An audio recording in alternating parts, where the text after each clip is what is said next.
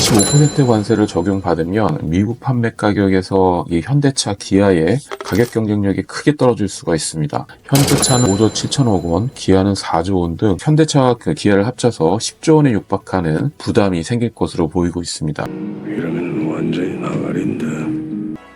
다음 달 2일이죠. 4월 2일이 되면은 미국에서 모든 수입차들에 관해서 관세 25%를 부과하겠다. 큰 여파가 밀려들 것으로 보입니다. 이 부분 어떻게 바라봐야 되는지 오늘 살펴보도록 하겠습니다. 트럼프 대통령은 18일, 지난 2월이죠. 자동차 관세율을 25% 근처까지 끌어올리겠다라고 얘기를 했습니다. 25% 관세를 적용받으면 미국 판매 가격에서 이 현대차, 기아의 가격 경쟁력이 크게 떨어질 수가 있습니다. 국내 증권가에 따르면 이같이 25%의 관세가 현대와 기아에도 부과가 된다면 현대차는 5조 7천억 원, 기아는 4조 원 등 현대차와 기아를 합쳐서 10조 원에 육박하는 부담이 생길 것으로 보이고 있습니다. 예를 들어서 현대차, 기아가 미국에서 판매하고 있는 많은 차량이 있습니다. 아반떼, 소나타, 투싼, 산타페, 니로, 스포티지, 소렌토, 카니발 등이 있는데요. 투싼은 4,100만 원, 그러니까 이 4,100만 원의 가격이 5,200만 원 정도에 이르고, 기아 스포티지 같은 경우도 4,000 초반대에 지금 미국에서 이루어지고 있는데 28,000달러 선이죠. 이게 지금 거의 1,000만 원까지 올라가는 상황이 될 수가 있습니다. 기아 스포티지도 약 5천만 원대의 가격이 형성되는 것이죠. 판매 신차 가격 기준으로 봤을 때는 적긴 하지만 4천만 원짜리가 5천만 원 초반으로 올라간다. 이러면 과연 경쟁력이 있을까? 초미의 관심사가 4월 2일로 모든 글로벌 완성차 메이커들이 트럼프 대통령 미스터 프레지던트의 입으로 모아질 것으로 보입니다. 이게 비단 우리나라뿐만 아니라 중국도 마찬가지죠. 중국은 지금 과포화 상태입니다.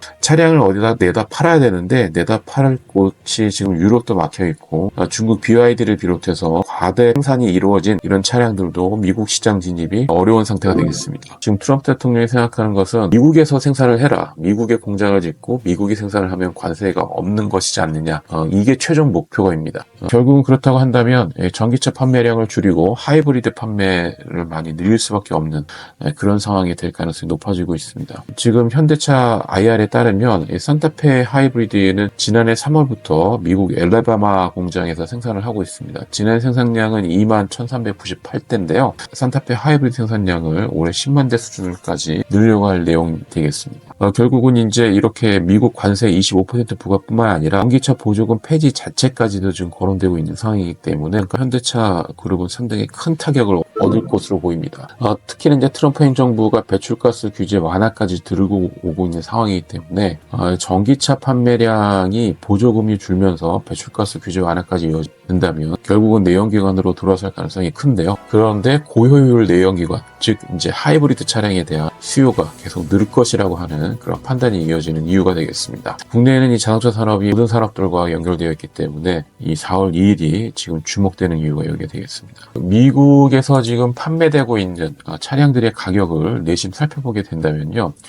이 현대차 산타페 하이브리드 같은 경우에는 5,400만 원 정도가 되는데, 그나마 이제 산타페 같은 경우에는 미국 생산이 되고 있기 때문에 좀 괜찮지만, 투싼 하이브리드 같은 경우에는 국내에서 생산해서 미국으로 들어간 모델이 되겠습니다. 우리나라 돈은 4,700만 원 돈이 되죠. 그런데 지금 여기서 세제 혜택마저 줄어들 가능성이 높습니다. 그러니까 지금 미국에서 지금 이야기하고 있는 것은 관세 25% 외에 소비자들이 이 차를 구매를 할 때 발생하는 매달 할부 이자, 그걸 세제 혜택을 주고 있는데 그것마저 뺏어가겠다, 이런 이야기가 나오고 있어서 기아의 경쟁력뿐만 아니라 토요타도 떨어지긴 하지만, 그런데 제너럴 모터스의 GM의 가격 경쟁력 내지는 포드의 가격 경쟁력은 오를 수밖에 없는 거죠. 미국에서 생산하는 생산량이 많기 때문에 지금 여기서 가장 큰 혜택을 받을 선수가 바로 미국 포드가 되겠습니다. 우리나라 같은 경우에는 또 멕시코에서 생산하는 차량들이 많이 있기 때문에 큰 타격을 얻을 수가 있어요. 근데 종합적으로 보게 된다면 이건 고스란히 미국 소비자들한테 가격이 올라가는 상황이 돼. 이것을 계속 언제까지 버텨내겠느냐. 그리고 과연 그렇게 가격이 올라갔기 때문에 미국 포드, 미국 GM의 차, 셀란티스의 차량을 살 것이냐, 이런 부분들에 대해서 때는 또 다른 이야기가 되는 거죠. 해외 판매량, 그중에서 북미 판매량이 가장 많은 현대차 그룹의 경쟁력이, 가격 경쟁력이 떨어지는 4월 2일이 될 가능성이 높은 겁니다. 잔인한 4월이라는 예전에 다른 산업에서 나온 말들이 있긴 했지만 이 이야기가 지금 자동차 산업에도 적용될 가능성이 높아지고 있습니다. 미국의 이쪽에서 컨셉이랑 이쪽하고 좀 이야기할 수 있는 시간은 약 한 18일 정도밖에 남지 않은 상황이 됐습니다. 이 트럼프 후보와 이야기를 해서 어떤 식으로든지 관세를 유예받는 까지는 만들어져야 되지 않겠느냐. 관세를 피해갈 확률은 거의 없을 것으로 보여요.